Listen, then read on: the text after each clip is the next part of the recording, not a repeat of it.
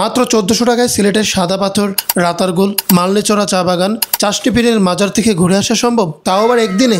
চলুন চেষ্টা করে দেখি। বাজেটের মধ্যে শেষ করার জন্য আমরা শুরুতেই ঢাকা থেকে সিলেট চলে আসি ট্রেনের টিকিট মূল্য মাত্র ৩২০ টাকা। সিলেটে নেমেই কল করি আমাদের আগে থেকে ঠিক করে রাখা লেগুনা ড্রাইভার আব্দুল ভাইকে। সারাদিনের জন্য আমাদের লেগুনা ভাড়া হয়েছিল ২২০০ টাকা। একটি লেগুনায় মোটামুটি ১৪ জনের জন্য জায়গা থাকে। সকালে নাস্তা করে ফেলি জনপ্রতি ৫০ টাকায়। নাস্তা শেষে চলে যাই মাজার জিয়ারত করতে হযরত শাহজালালের মাজারে। তারপর যাই চাষটি পীরের মাজারে বানর দেখতে। এরপর ঘুরতে যাই মালনীচড়া চা বাগান। চা বাগান ঘুরে আমরা রওনা দিই রাতারগুলের উদ্দেশ্যে।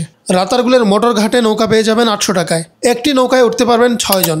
রাতারগুলে সময় কাটিয়ে ২টায় সবাই চলে আসি সাদা পাথর। এখানে দুপুরের খাবার খেয়ে জনপ্রতি ১০০ টাকায় সাদা পাথর থেকে মূল স্পটে যাওয়ার জন্য নৌকায় উঠব।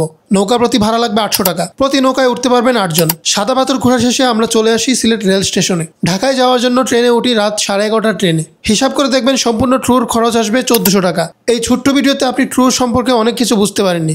লেগুনা ড্রাইভারের নাম্বার ভিডিওর শেষে দিয়ে দিলাম। ওর সাথে যোগাযোগ করলে সে সস্তায় অনেক ভালো মানের হোটেলের ব্যবস্থা করে দিবে। আর আমাদের ভ্রমণের details video Mahmud Parvez blog চ্যানেলে আপলোড করে দিয়েছি।